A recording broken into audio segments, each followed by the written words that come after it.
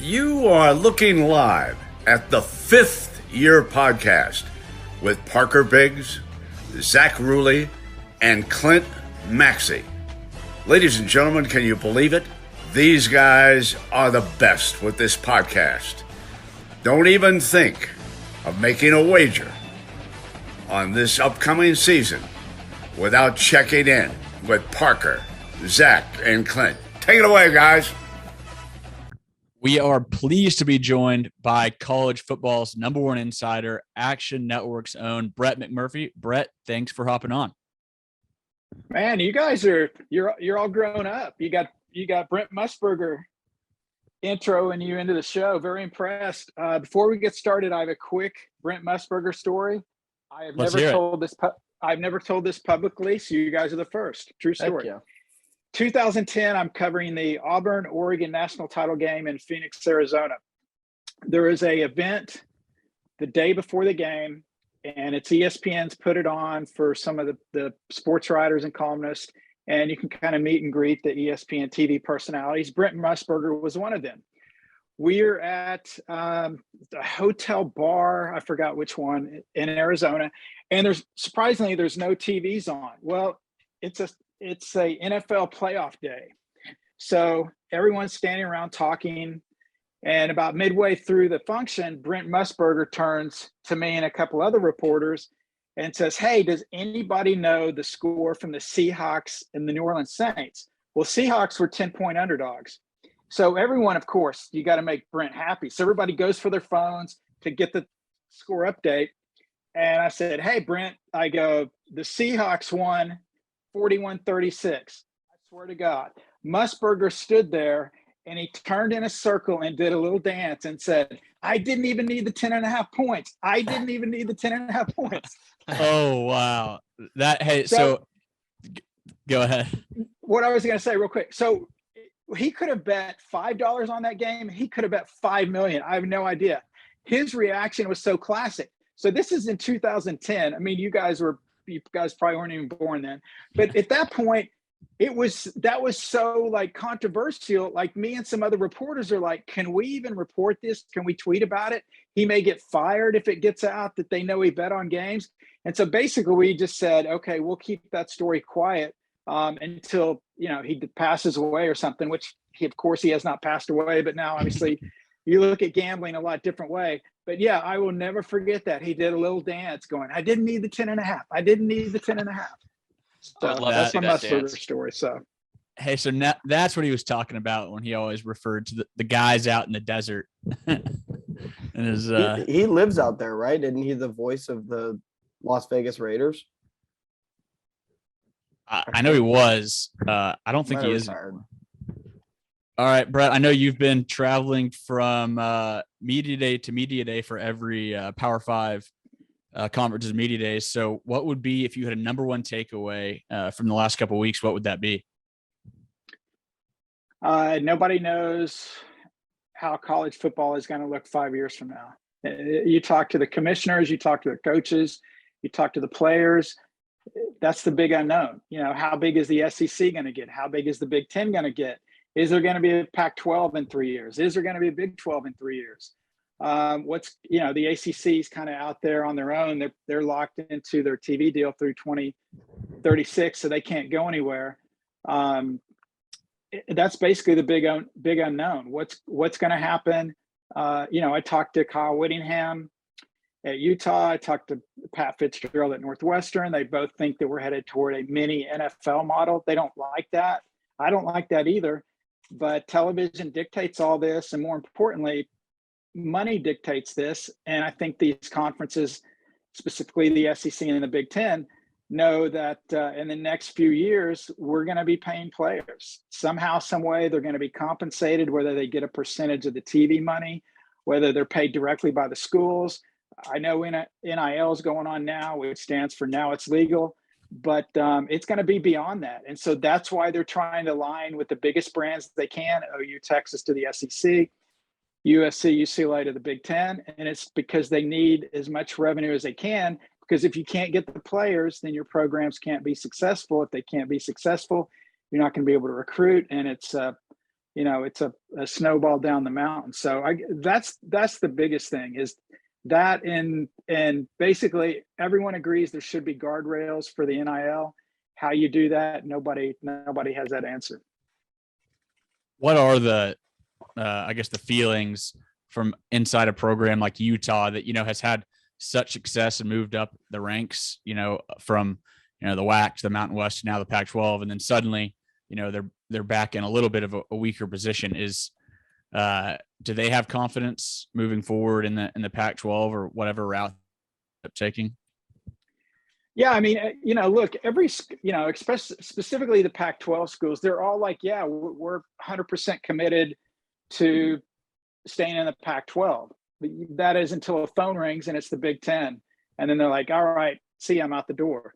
It'd be like, you guys saying you're 100% committed to your current employers, but then somebody calls you and says, oh, by the way, Parker, Clinton, Zach, we're going to triple your salary. And then you're like, hasta la vista. So it's the same way with these guys.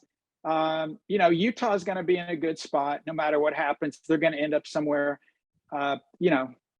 Washington, Oregon, they're going to end up in a good spot. The teams, as far as the Pac-12, you have to worry about is Oregon State and Washington State. There could be a scenario very easily where if the Big Ten takes 4 schools, the Big 12 gets Arizona State, Colorado, and Utah.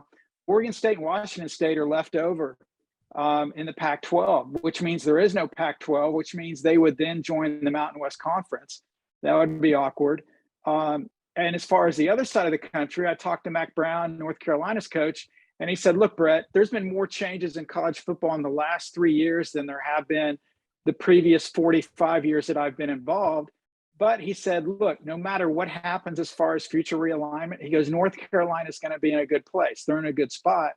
Well, it's because North Carolina, if the ACC media rights deal ever got blown up, or when we get to the end of that, North Carolina will be a number 1 target of the SEC and could be a target of the Big Ten. So they're going to end up okay. So a lot of schools are in good positions. And then there's some like Washington State and Oregon State that unfortunately could find the sledding a lot tougher. Do you think Stanford is in a better position than maybe some realize when it comes to potential Big Ten candidates down the road? Yeah, I do, because they obviously their academics, is unquestioned. And that's important for the Big Ten. When I talked to Kevin Warren, the Big Ten commissioner, I asked him specifically, besides Notre Dame, are there any other programs that would add value to your conference? And he said, yes. He wouldn't identify those schools, but from sources I talked to, it's Washington, Oregon, Stanford, and Cal. And a lot of people, especially fans, they're too narrow. They look at, why would they want Stanford? They had a losing record last year. They haven't had a winning record since, 3 years ago, whatever it is. They haven't been to the Rose Bowl in 10 years, et cetera. They don't look at it necessarily as far as the win-loss record. They look at it more of what will the school add academically, also how will it help their television market, and those sort of factors. So a lot of people get so caught up into, well, that team's not very good. They haven't won in a while. Why would a conference want them?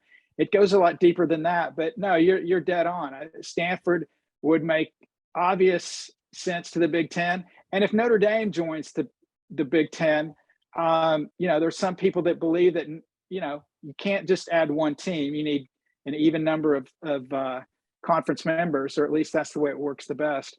And a lot of people believe that Stanford would be Notre Dame's dance partner, if you will, if Notre Dame decided to join the Big Ten. But if Notre Dame doesn't join, it could be Stanford and Cal that kind of appease the California governor that's been raising hell because UCLA got into the Big Ten and nobody bothered to tell them about it.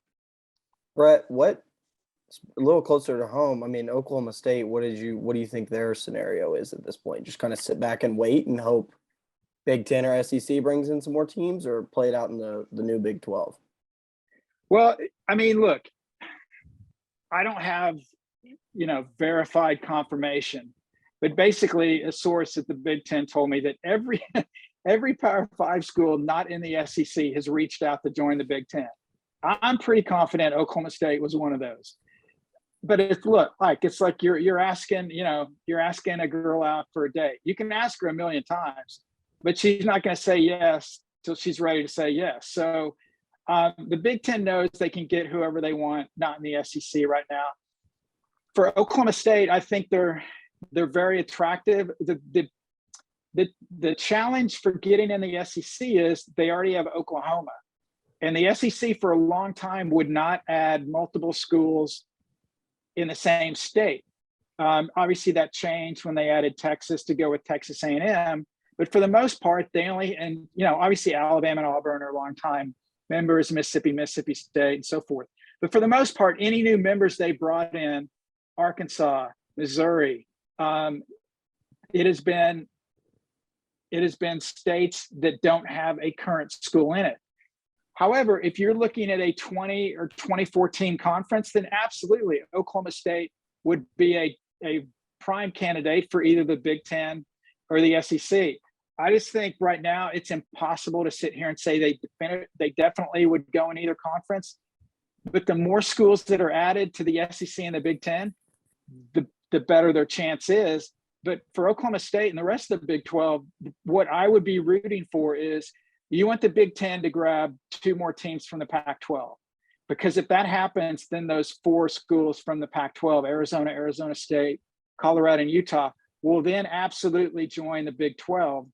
And then the Big 12's up to 16. The SEC's at 16. The Big 10's at 18 or 20. The ACC's at 16. So then you've got your 4 power conferences, and you're set. That's the best case scenario for the Big 12. Worst case scenario is if the Big 10 doesn't do anything, the SEC stays pat, and the Pac-12 gets a monster TV deal with the remaining 10 members, which I don't think is likely, but you never know. And then basically the Pac-12 wins a power struggle against the Big 12 and actually tries to get teams from the Big 12 to go to the Pac-12. Would Oklahoma State be one of those schools? I think they'd be near the top of the list, but I think they'd look for teams from the state of Texas before they would look at Oklahoma State. Yeah, you talk about that TV deal. It just doesn't – I mean, maybe the Pac-12, like you said, they end up getting a better deal than most people think. But is there also a scenario where they lose the Rose Bowl? Like the Big Ten could seek a new conference to partner with for that game? Well, yeah, it's up to the Big Ten can't determine who they want to play in the Rose Bowl. The Rose Bowl determines what conferences they want. But yeah, you bring up a great question. If let's say that the Pac-12 implodes and the Rose Bowl's got to deal with the Big Ten and the Pac-12, and there's no longer a Pac-12, so where would you look? You would probably look at the Big 12 because they would be the power conference with the teams closest to the West Coast. Or again, who knows where we are several years down the road? Maybe the Pac-12 wants the two behemoths to play in their game, and they want to have the SEC play the Big Ten in the Rose Bowl. I don't know. I mean, again, anything's possible. It's a valid question. Believe me, every question you're asking me is what all these commissioners are asking themselves. The problem is nobody knows. And if anyone tells you definitively they know what's going on, they're lying, and just move on to somebody else. How are these same commissioners, that are trying to pluck members from other conferences, how are they getting in the same room, at the same time to discuss potential playoff expansion?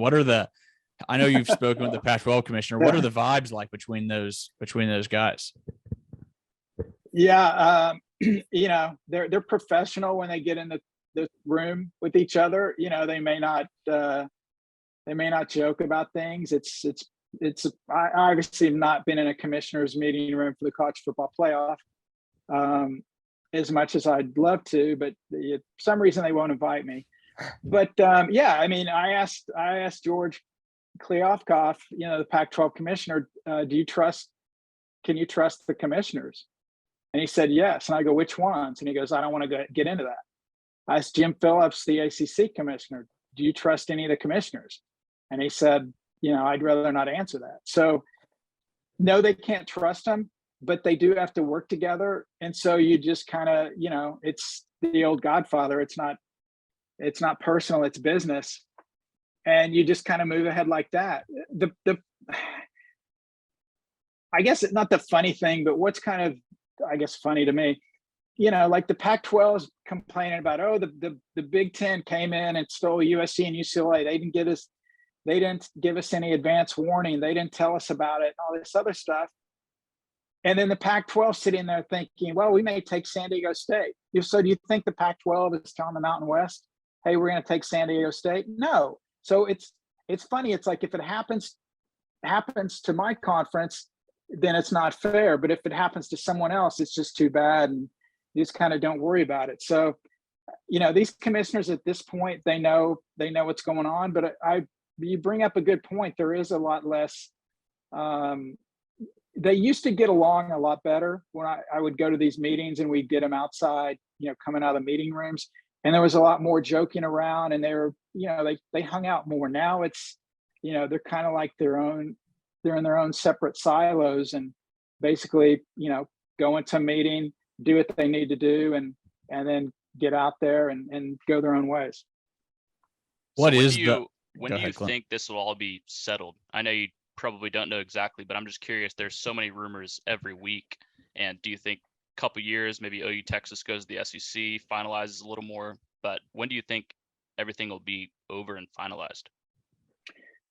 Well, so USC, UCLA start in the Big Ten in fall of 24, Oklahoma and Texas to the SEC in the fall of 25, unless they can reach an agreement to leave a year early. You've got, the 4 new schools going to the Big 12 next year. You've got, the smaller conferences, Conference USA. They're adding a bunch of schools. Next year, the Americans adding a bunch of schools, kind of musical chairs. As far as the overall landscape, as far as the Big Ten, SEC, et cetera, I mean, Notre Dame, again, they're negotiating their new TV deal with NBC. That's probably a year, could be a year or so before that gets done. That could have a huge impact on if Notre Dame stays independent or joins the Big Ten. Just again, from people that I talk to, they tell me the Big Ten's not done. Does that mean the Big Ten's going to add somebody while we're on this interview? Possibly. Does it mean it may happen next week? Possibly. Does it mean it may not happen for another year or two? Possibly. There's no set timetable. Nobody has a timetable. But I would say, we've got 4 years left with the college football playoff in its current 4-team format. When we're done with that 12-year contract, which ends in 4 years, I think by then, we will have seen all of these different moves. If the Big Ten's going to go beyond 16, if the SEC is going to go beyond 16, what happens with the Big 12, the Pac-12? So that puts us like 2026. And then I think things will settle down. The ACC deal's up in 2036, which seems like a billion years from now.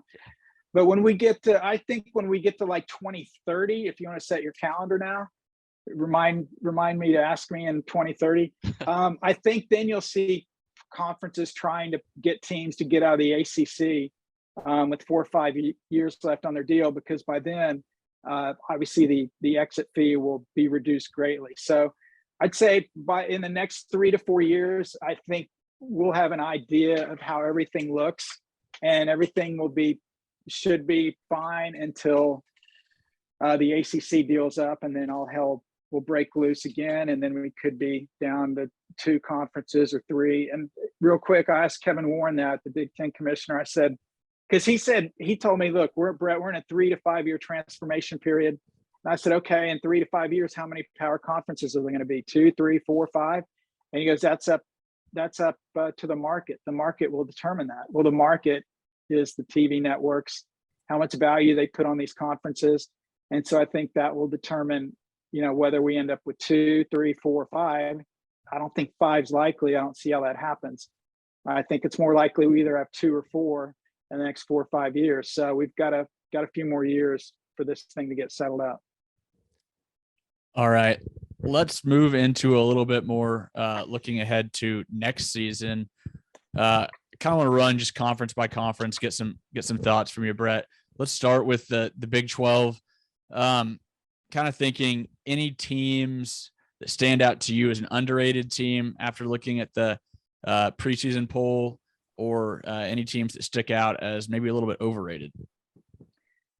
Well, I think, it seems pretty much everybody's going with either Baylor, Oklahoma State, or Oklahoma to win the Big 12. And you could make an argument for any of those, and I would not disagree with you. You would ask me that two long shots, if you want to put a schmeckle on a long shot from the Big 12, I'd look at TCU or I'd look at Kansas State. I love what Sonny Dykes has done as an offensive play caller. He comes into TCU. Last year, TCU was one of the slowest tempo teams in the country. SMU had one of the quickest tempos. So now Dykes comes into TCU. He's got so much more talent than he ever had at SMU. He's a Texas guy. He was not a good fit at Cal. So I think the Horned Frogs can surprise some people. And I love what Kansas State's done. The big question mark there is they bring in Adrian Martinez, that was a fumble machine, and that's to put it politely, at Nebraska. If he can limit his turnovers, I think Kansas State can give a lot of people trouble. I mean, you guys know Kansas State gives everybody trouble. And, if Martinez is an electric quarterback, the problem is, he's either scoring touchdowns or he's putting the ball on the turf and the other team's returning it for a touchdown. So that's going to be the big question mark. But I would say TCU and K-State for my Big 12 long shots. Manhattan's also a sneaky tough place to play, I feel like.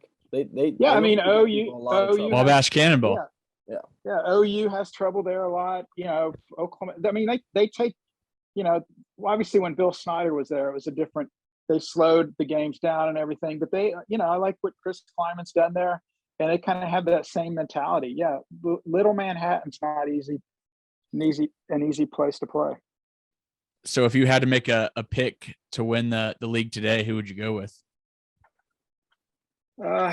If I'm just picking who I think would win, I would say Baylor. If I had to, put like $20 on somebody to win it, I would take TCU, because it's not worth whatever Baylor's odds are. The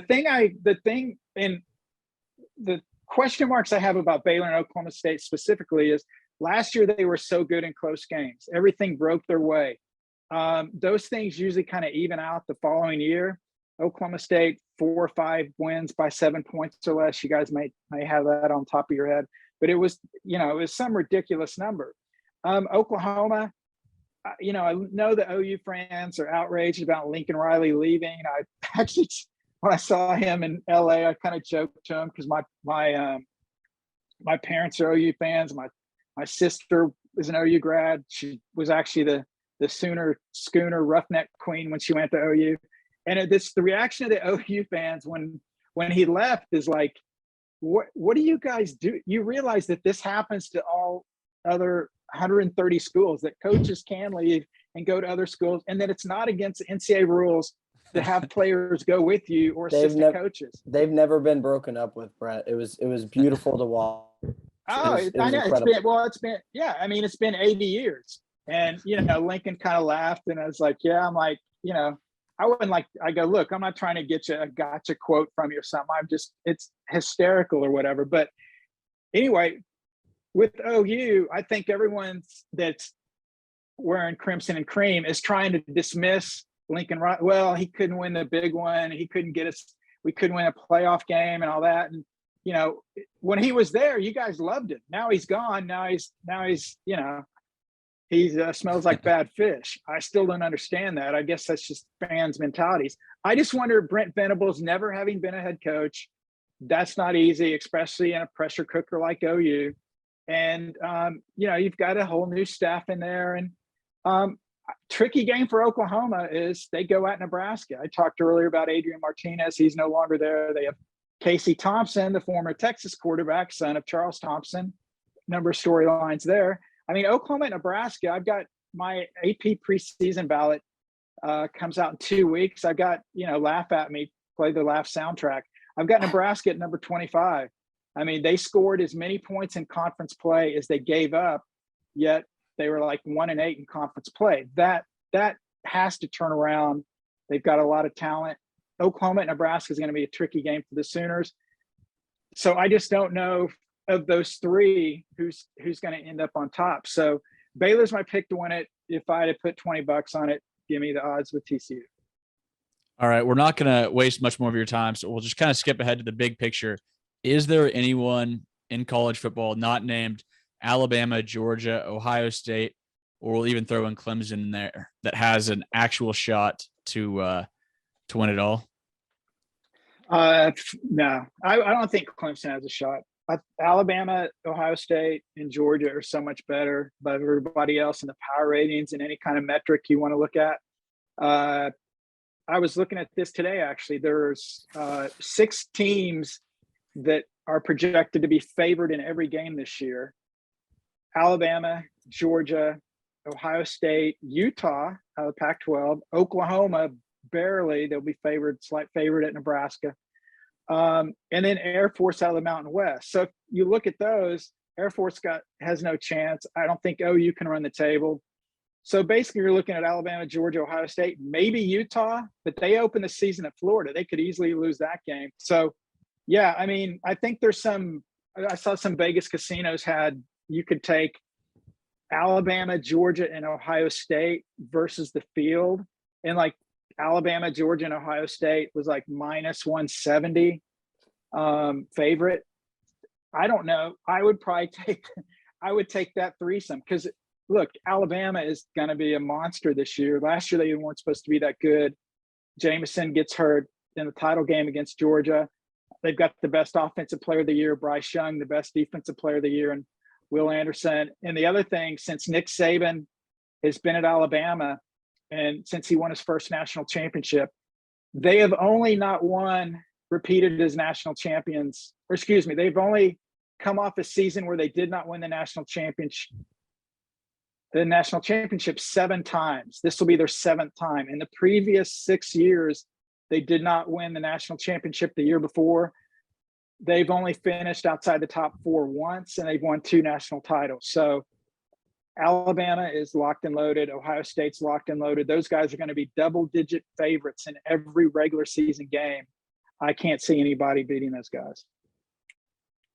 So in regards to those two, obviously they both have outstanding quarterbacks, CJ Stroud and Bryce Young. I think they're the 2 leading favorites for the Heisman, I would assume. Are there any names you think people should watch for, though, that could maybe not necessarily win it, but somebody if they wanted to throw a wager on because the value is there, or somebody that'll make it to New York that's maybe not as Hollywood as those two? Yeah, I mean, you're right. Bryce may be the favorite or CJ Stroud, or they may be flip-flopped. I don't think Bryce Young's going to win it. And I don't necessarily think that's fair. I vote for the Heisman. I know how Heisman voters think. And they're going to look for another candidate. He won it last year. If Bryce Young throws for 400 yards, 6 touchdowns, and 1 interception, they'll talk about the interception instead of the 6 touchdowns because he won it last year. The thing is, you've got to – whoever you think is going to make the playoff, other than Alabama and Ohio State, that's who I would take. If you think Utah's going to go 12-0, 11-1, then I'd put something down on Cam Rising, their quarterback, because whether it's fair or not, the Heisman has become the best player on one of the best teams in the country, usually a top 10 or more specifically a top 4 ranked team. And so that eliminates a lot of guys. One guy that you can get tremendous odds on right now, though it's going down, is Will Anderson of Alabama. Now he's a defensive player. Obviously, we never see anybody other than a quarterback have any kind of shot. But because Bryce Young won it last year, if Alabama runs the table like they're supposed to, I think a lot of people felt like Will Anderson didn't get the credit he deserved last year. So it's kind of like make it up to him this year. And, maybe he gets a sniff at the Heisman. Obviously, CJ Stroud at Ohio State, they got a ton of wide receivers, though. Do they kind of split up the ballots? This year, I would not place a wager on the Heisman. I wouldn't personally, because I think it's too unknown. Last year, about halfway through the season, on my podcast with the Action Network with Colin and Wilson, we basically had this discussion. And I said, okay, right now you can get better odds on Bryce Young to win the Heisman than you can Alabama to win the national title. And so I was recommending take Bryce Young if you think Alabama's going to win the SEC. Because if Alabama wins the SEC, he's going to win the Heisman. They won the SEC. He won the Heisman. We did our podcast last week on the Action Network, and they laughed at me because I said this. So you guys feel free to laugh along. If Georgia goes 13-0 and wins the SEC title, Stetson Bennett is going to be in the running for the Heisman. Is he going to throw for 1,000,000 yards? No. But Gino Toretto won a Heisman Trophy, leading Miami to the national title. If Georgia goes 13-0 and beats Alabama in the SEC title game, Stetson Bennett is going to be a big reason, and he could be a dark horse there if you believe the Dogs can do that. I'm not going to laugh at you for that. That seems pretty reasonable because I'd assume he's the reason they're 13-0. Like the skill position players are there, the defense is there. So, right, the quarterback gets all the credit or gets all the blame. He's probably their 5th best player. But if you win the Heisman, if you go into 13-0, the quarterback's going to get all the credit, and he could get make some Heisman noise. I do got to ask you real quick. You said you're a Heisman voter. Did you vote for Justin Blackmon? How does that guy not get an invite to New York City? One of those 2 years. That's insane. Oh man, that was so long ago. Honestly, couldn't tell you. What sucks about the Heisman is it's not the Heisman Trophy. It's the quarterback. It's the best quarterback award, and it takes something drastic for somebody to have a shot that's not a non-quarterback, and it's unfortunate. Obviously, Alabama, had a wide receiver that won it a couple of years ago, but it takes a monster season for somebody other than a quarterback to get it. And especially now with the RPOs and the way the quarterbacks control the game so much, it's hard for a non-quarterback to have a shot. I remember I was young enough and naive enough, I'm sure Clint and Parker were too, to think Ndamukong Suh was actually gonna somehow win the Heisman. Yeah, I did vote for him. I remember that. That was a monster. Yeah, I also voted for Barry Sanders. He did okay. Yeah, that one's justified. All right, Brett. Well, we'll let you go. I know you're a busy man. So once again, really appreciate you joining us. If you don't follow him on Twitter, follow him at Brett_McMurphy. Like we said, he is the voice of college football. So Brett, thanks again. Thanks, guys. Anytime. Enjoyed it. Yep. Talk to you soon. All right. Let's talk a little bit of Oklahoma recruiting. After 5-6 months of not many results on the recruiting trail, things turned quickly for the Sooners. I think 10 or 11 commits in the month of July. And then yesterday to start August off with a top 75 defensive player straight out of Austin, Westlake High School, son of a former Texas football player. So really enormous win for the Sooners. They had a big recruiting weekend, and things seem to be trending in the right direction with other big time players.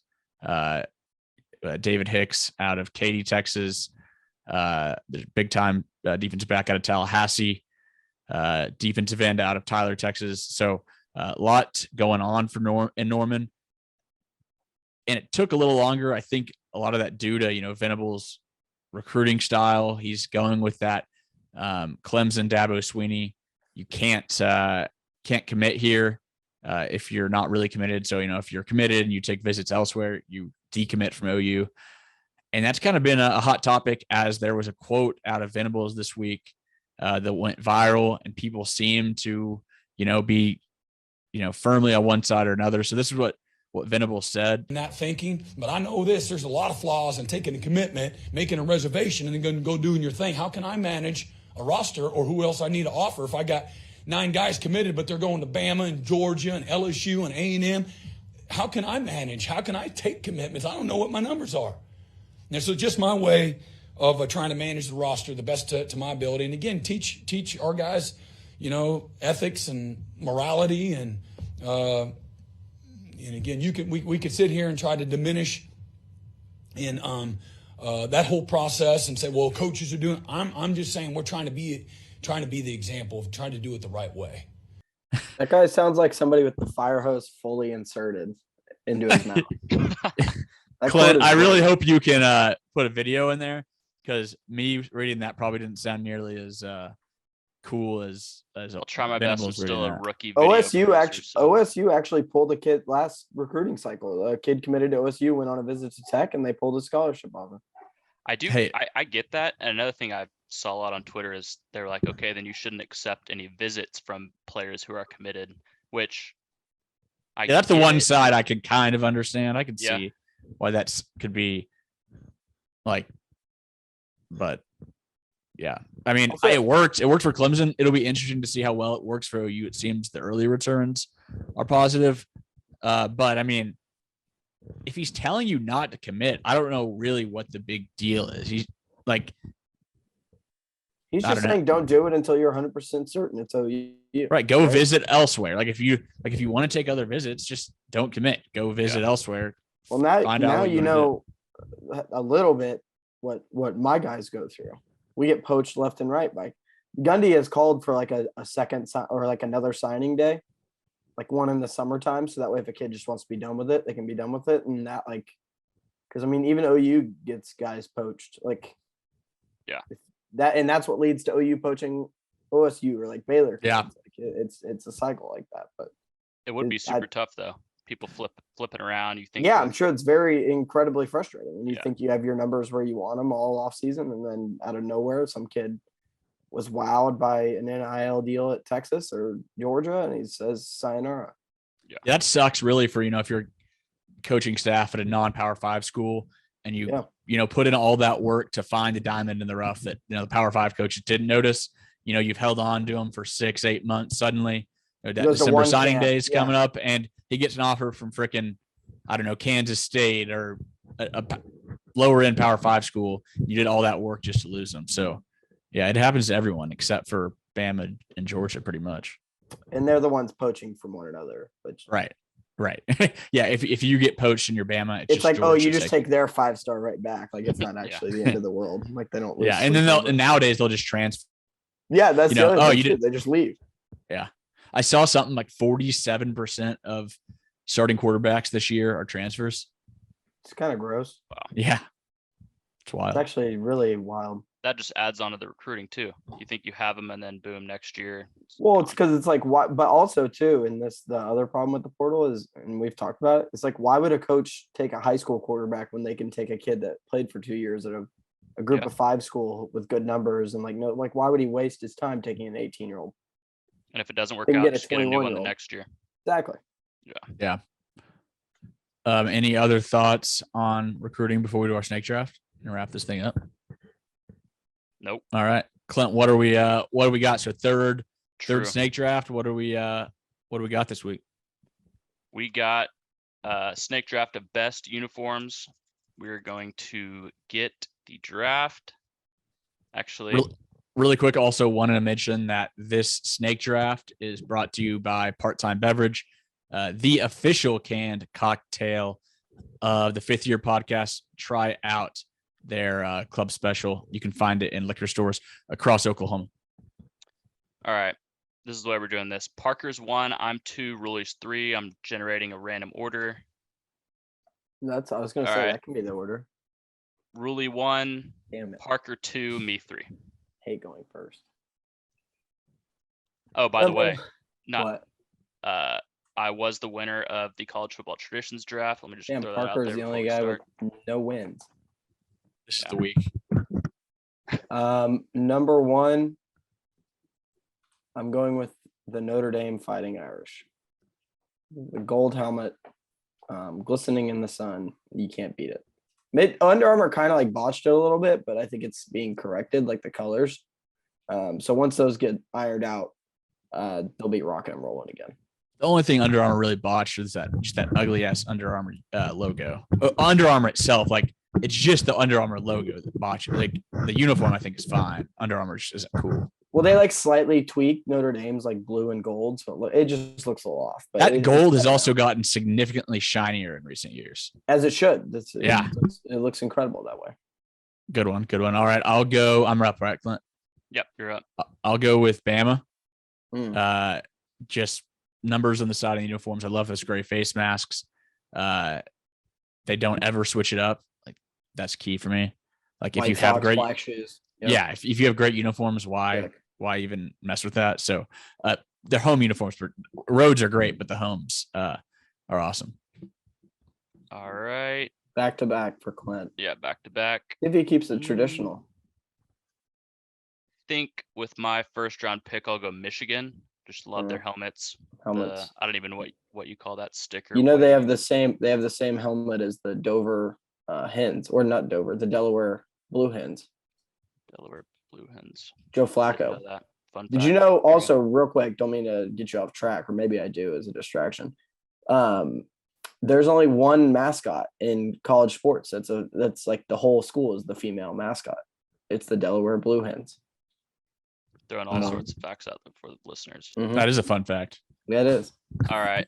Not a homer pick. Not a homer pick.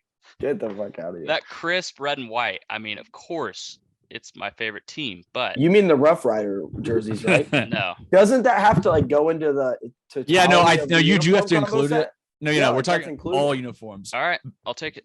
But still, yeah, it's like once or twice a year, Clint. You can live once or twice too many times. True. All right, Parker, you're up.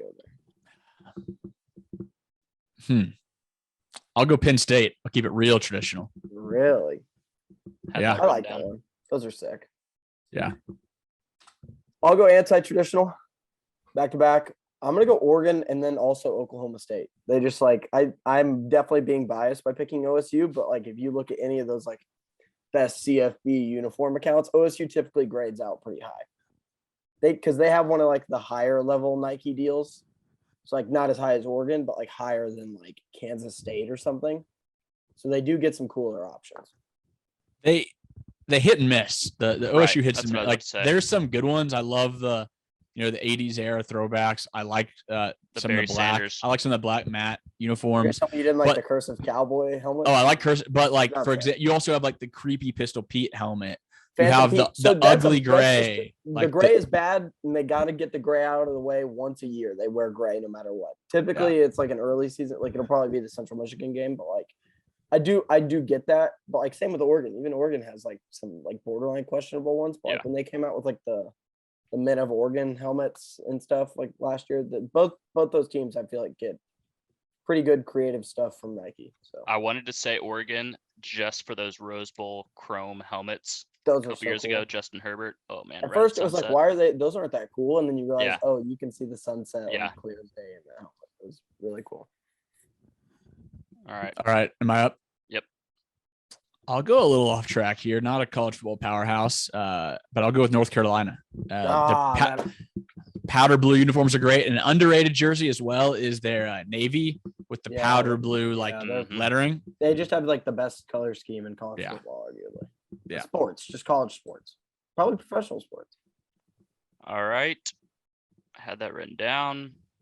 My third round pick, I will go with the Florida Gators. I just like that blue and orange. I'll accept the hate. Don't love that. I've always been a fan of blue and orange. I don't hate that. I like the orange jerseys they wear. Like back, I don't even know if they do it anymore, but like I remember watching like Tebow and Percy Harvin wear the all orange and stuff. Yeah. I like that. I love the script Florida or the Gators script, but orange in general just doesn't do it for me. Do they have F on one side and then Gators on the other side script, or is it Gators on the other side? helmets. Yeah, that's a different helmet. Because they did like a throwback that was a pretty cool design earlier last year. Yeah. I don't hate that pick. Okay. I think I'm still picking with this, even though you said you have to accept all uniforms. I was thinking one specifically, but I'll go Ole Miss here. Specifically for the powder blues, that bowl game one looked nice and clean. That's a really good the red and navy, those aren't bad either. I'll include them all. But yeah, that's my fourth rounder. All right, Parker, you're back up. I'll go Georgia. The Dogs. I like their home uniforms. I love the road. Think the G looks cool.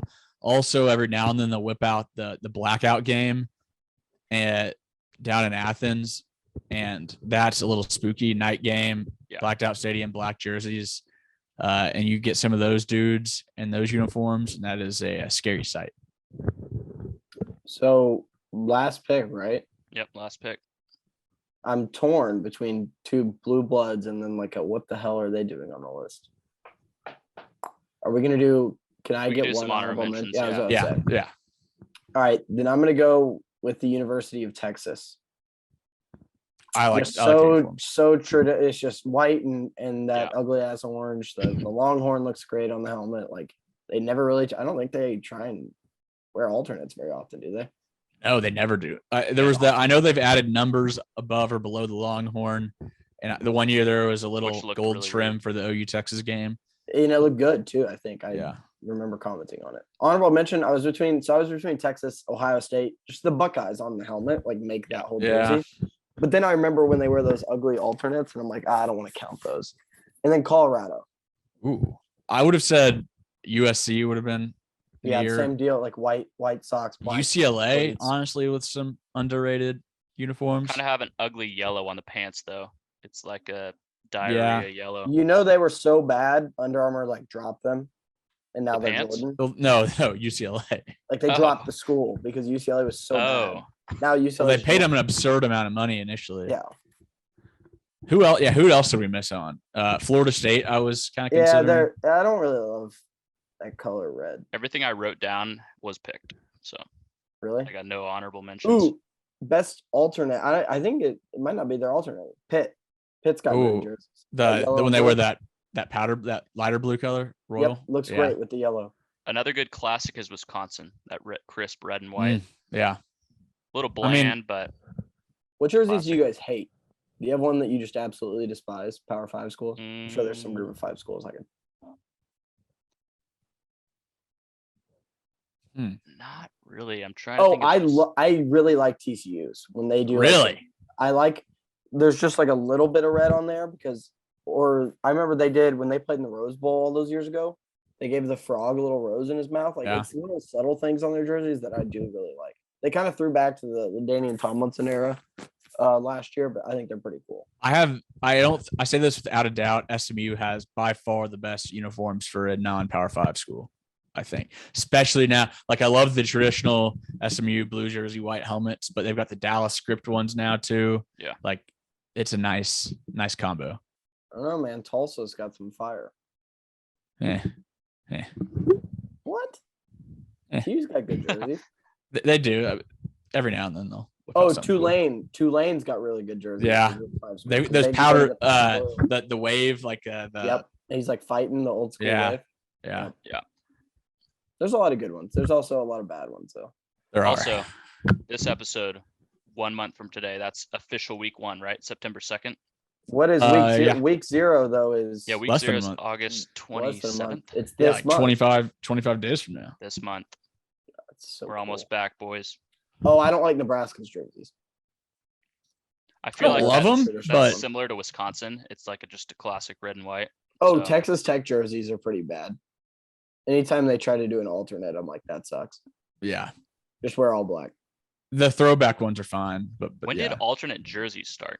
Alternate uniforms. I mean, like Oregon definitely started it just because they literally never wear the same jersey twice, right? Yeah, I think that's right. That's probably 15, 20 years ago. I mean, yeah, because they've always had cool stuff. Like even if you go back and watch like when they played OU in Eugene, like they always have the uniform templates nobody else gets until 4 years later. The Phil Knight special. It's got to be an added bit. Oh, I hate Stanford's jerseys.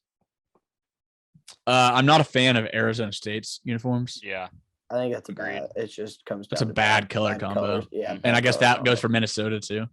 Same with Central Michigan, who OSU happens to play Central Michigan and Arizona State. So. All right. I think that's all we've got. Great episode today. Thanks again to Brett McMurphy for an awesome interview. Subscribe on YouTube if you're watching here.